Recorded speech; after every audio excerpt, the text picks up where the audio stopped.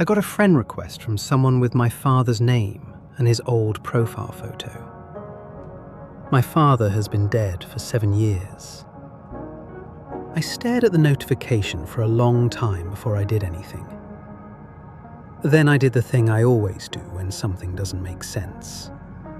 I started looking. My name is Michael Farrow, and I want to tell you about the 6 weeks I spent pulling on a thread that unraveled everything I thought I knew about the worst year of my life, and the man at the center of it. My father's name is Robert Farrow. He died, or I was told he died, when I was 31. Heart attack. Sudden. No warning. I got the call on a Tuesday morning from his neighbor, a woman named Pat who had known him for 20 years. She had found him in the kitchen. By the time I drove the 2 hours to his house, the paramedics had already come and gone. I handled the arrangements, the funeral, the estate, the house. I was his only child. My mother had left when I was 8 and had been largely absent since. There was no one else. I buried him in October. I kept his watch. I sold the house 6 months later because I couldn't afford to keep it and couldn't bear to visit it. 7 years. 7 years of the particular, settled grief that comes after the acute phase passes. The kind that doesn't hurt sharply anymore, but that lives in the background like a low frequency you've learned to stop hearing.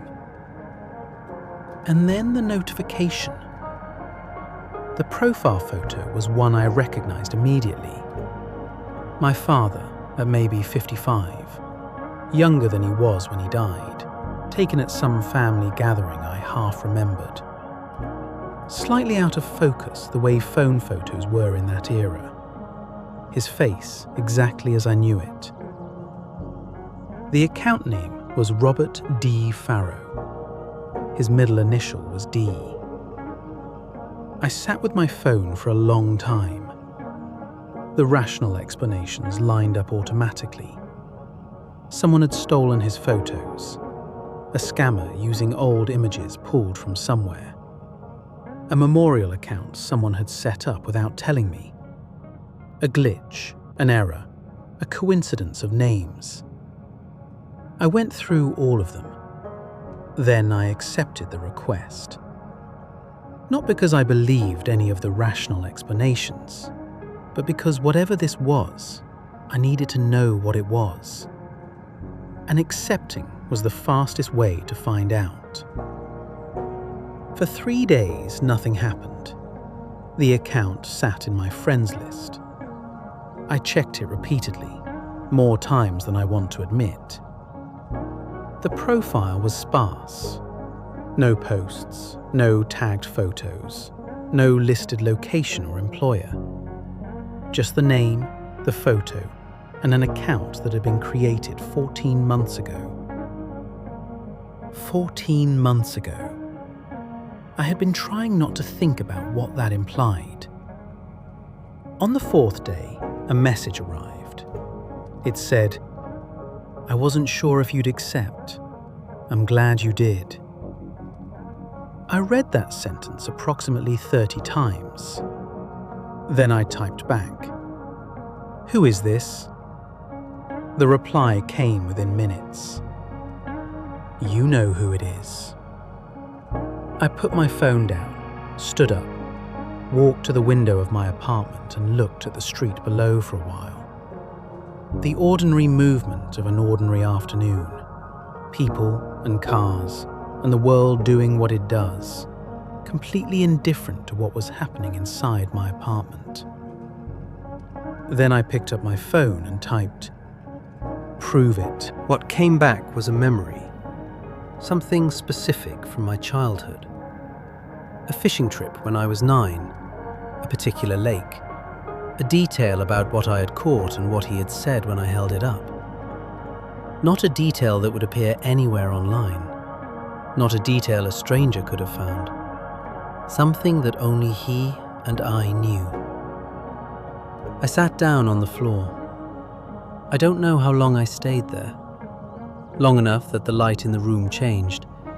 Then I started typing. Over the next week, we exchanged messages every day, long ones. He answered questions I had never asked anyone else, because there had been no one else to ask. He knew things that couldn't be known by anyone other than the man I had buried 7 years ago. By the end of the first week, I was no longer questioning whether it was him. I was questioning everything else. I asked him directly, "Are you alive?" He took a day to respond to that one. Then he said, "Yes." I asked where he was. He said he wasn't ready to tell me that yet, that he needed to know I wouldn't react immediately, that I would give him the chance to explain before I did anything. I told him I couldn't promise that.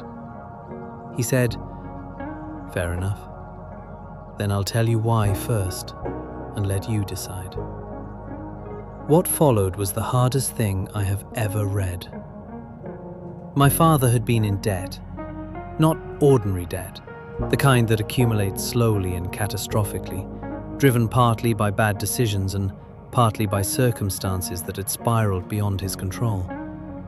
A failed business investment, a loan he had guaranteed for someone who defaulted, medical costs from a condition he had kept from me for years because he didn't want me to worry. By the time I was 31 and he was 63, he owed money to people who were not patient about being repaid. Not abstract financial institutions, people. The specific, dangerous kind of debt that doesn't resolve through bankruptcy proceedings. He had run the numbers.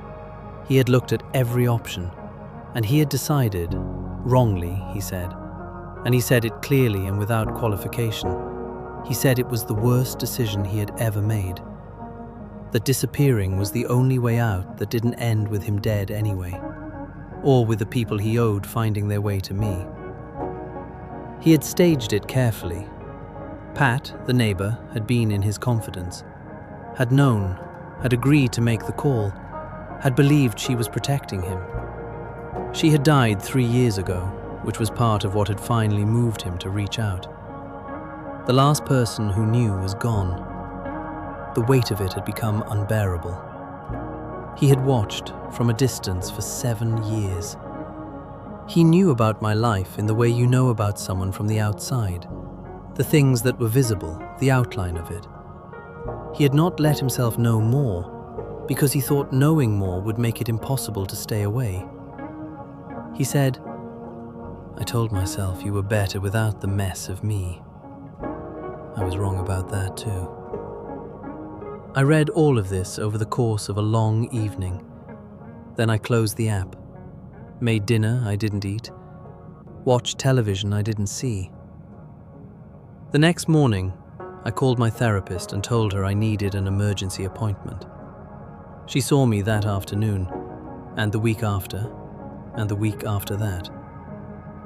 3 weeks into those sessions, she asked me a question I had been avoiding. She said, "Do you want to meet him?" I said I didn't know. She said, "That's not the same as no." She was right, and I hated that she was right, because no would have been easier. No would have been clean. No would have let me close the app, block the account, and return to the settled grief I had learned to live inside, which was painful, but familiar and mine. The wanting was harder, because the wanting meant opening something I had spent 7 years sealing shut. I messaged him on a Saturday night, late when I had stopped arguing with myself. I said, "I need to meet in person, not a video call, in person." He agreed. Then I spent 2 weeks trying to talk myself out of it. I drafted a message cancelling 4 times, got as far as typing it out twice. Each time I sat with it for an hour and then closed the draft without sending. I called my friend James the night before and told him what was happening. The whole thing for the first time out loud. He listened without interrupting. When I finished, he said, "What are you afraid of?" I thought about it. "That he'll be real," I said. "That I'll sit across from him and he'll be my actual father. And then I'll have to figure out what to do with that." James said, "And if you don't go?" I didn't answer. We both already knew. I went. We met in a city neither of us called home.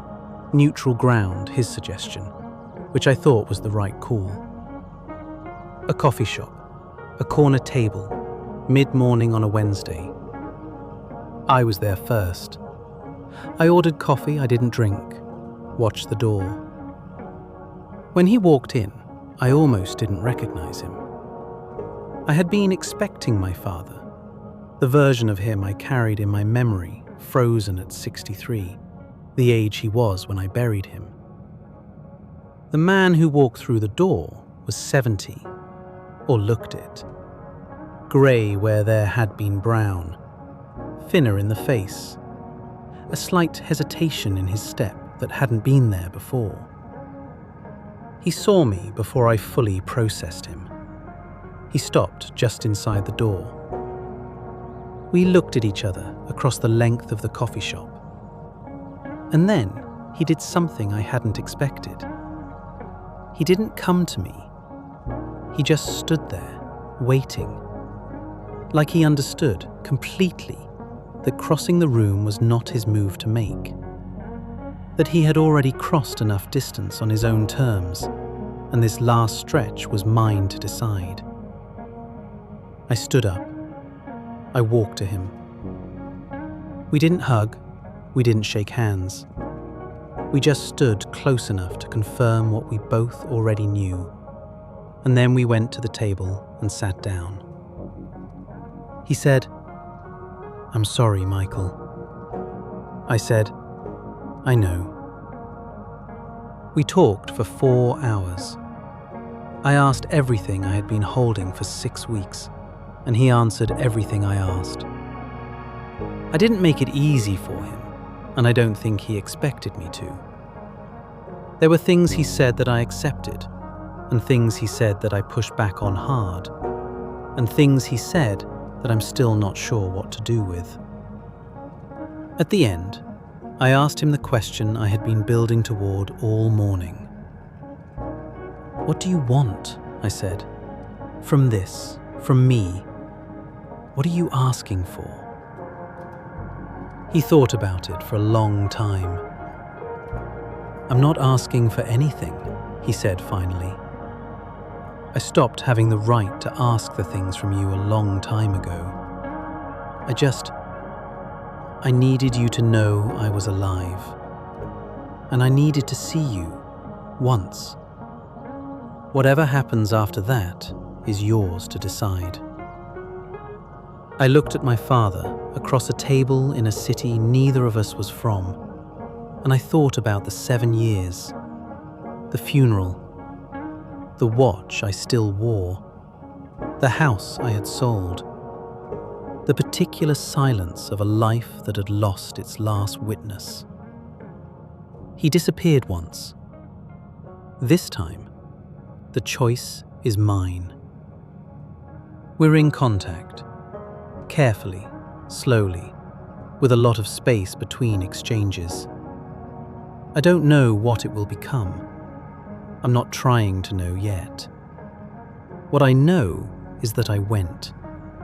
That I walked across a coffee shop on a Wednesday morning in a city neither of us called home.